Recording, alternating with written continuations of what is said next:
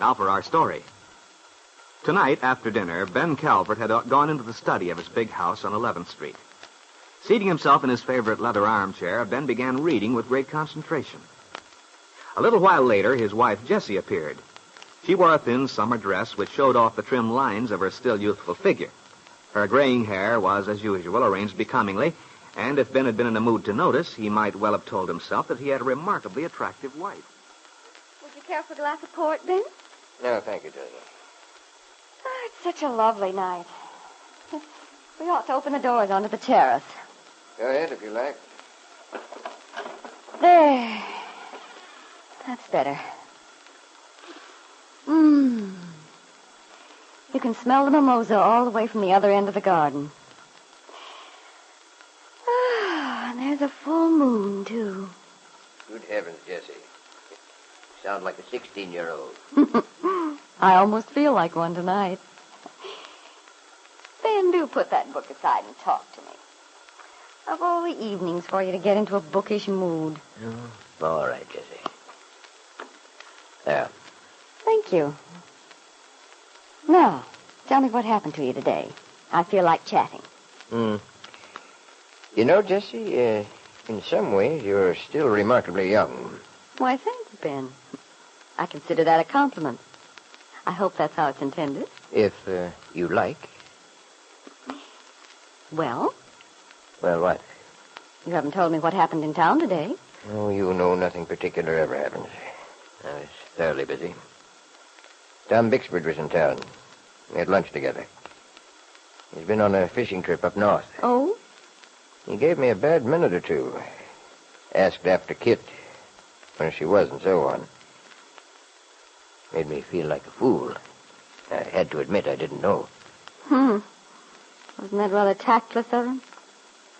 After all, you'd think he'd realize that the subject of Kit would be a sore point. The trouble was he hadn't seen a paper in 2 weeks on this vacation trip.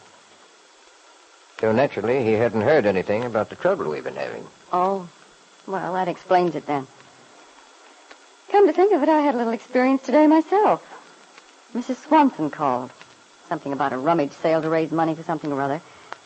I could tell she had something else on her mind, though. And finally, she came out with it. I suppose she made some crack about my being in cahoots with Kit about the baby. Yeah, that was the implication. Naturally, she didn't say it in so many words. But I can tell you I put her right where she belongs. I told her you'd been absolutely guiltless in the whole thing, that Kit had taken advantage of you. How dreadfully shocked we both were. By the time I was through with her, she was falling all over herself, apologizing. Well, I'm sick of the whole subject. So far as I'm concerned, I'd like to forget I ever had a daughter. I wish everyone else would do. That's all very well, Ben, but sooner or later, when Kit runs out of money, she'll come home again. Oh, no, she won't. Even if she does, it won't do her any good. Well, Ben, if you feel that way... I do feel that way, believe me. You sound as if you plan to formally disinherit her. That's only logical, too. The way things stand, Kit's provided for very nicely. Insurance, trust funds. Oh, well, the money. I'm not prepared to go through a lot of rigmarole about that. It's the least of it. After all, she's still my own flesh and blood, Jessie. I see. But I'm tired of discussing her, thinking about her. Well, I don't blame you. Say, I have a bit of gossip for you at that, Jessie. Guess who's back in town? Can't imagine. That Cameron chap, the one with the funny name, Brett. Brett Cameron? Seems he just got home from overseas. Made quite a good record for himself, too. He was a captain in the engineers. Oh, that's not too surprising. Goodness knows he's not a coward. No, but he's never done an honest day's work in his life, as far as I know. Went through every dime his people left him, except some little monthly income the family had sense enough to tie up in a trust fund for him. Where's Brett living now? The same place. Over on the other side of the river, across from David Bowman. Oh, yes. He sold the big house a long time ago, didn't he?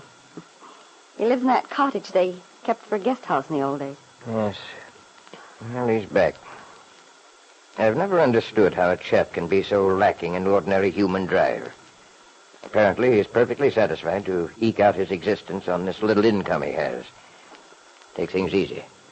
Oh, well, imagine a lot of men would do that if they had enough money to get by on. Yeah. You wouldn't catch me doing anything like that. I'd go crazy. That's because you're an entirely different temperament, Ben. Brett Cameron's the type who likes to live by his wits. His wits, eh? Provided he has any. Oh, he's intelligent enough, Ben. Lazy, perhaps, but... What are you reading? I can see you're dying to get back to it. Oh, this? Oh, I was just browsing. Shakespeare. Shakespeare? Yeah. My goodness. You are in a literary mood. Well, I've always intended to go back and read the old boy again myself, but somehow I never seem to get around to it. Well, I just got to thinking about something, and I remembered this part in Othello. Oh, yes. That was an awfully good company we saw play it in Chicago a couple of years ago. But it impressed me as an awfully gloomy thing. I think you'd want to read something more cheerful. Midsummer Night's Dream or another one of the comedies. There's a lot more meat in a thing like this. Listen, Jesse. Who steals my purse, steals trash. 'Tis something, nothing. 'Twas mine, 'tis his, and has been slave to thousands. But he that filches from me my good name robs me of that which not enriches him. It makes me poor indeed. You're thinking of yourself, aren't you, Ben? How much you suffered lately with everyone being so nasty. Your reputation. Yes, but here's the answer to that, Jesse. In the same play, just a few lines down. This is what I was looking for. Oh, beware, my lord, of jealousy. It is the green-eyed monster which doth mock the meat it feeds on. And then it goes on. Trifles, light as air, are to the jealous confirmations strong as proofs of Holy Writ. It's good stuff, Jesse. There's sense to it. I suppose so, but I must say it sounds like a lot of hocus-pocus to me. All this about jealousy. I don't Jesse. Yes? Did you ever stop to think how much strength there is in the power of suggestion? Not particularly. Except that everyone uses it one way or another to get what he wants from people. You bet they do. But if it's handled properly, a clever man can do a lot that way, indirectly.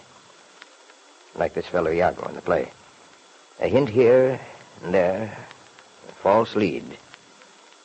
And he managed to persuade the husband that his best friend had betrayed him. That his wife was faithless. Well, heaven knows people are always ready to believe the worst. But the way everyone jumps on you on account of what Kit did. Exactly. I've been thinking about that. When actually, if they had any sense, they'd put the blame right where it belongs. On Kit. I don't know about that, Jesse. You're prejudiced on that score, you know. For my money, there's someone else who deserves to take the rap. Someone who's gotten off scot-free so far. But if I have anything to say about it, he's going to get what he deserves before very long. Ben Calvert was thinking of his ex-son-in-law, Bill Meade. In his anxiety to place the blame for his present situation upon someone outside the family, he had chosen Bill as the victim of his hatred. Now, as Jesse looked at him curiously, Ben's thoughts returned to a scene he had observed the day before, when the young Italian girl, Carla Descari, had stole through the square with Bill laughing happily up at the young man.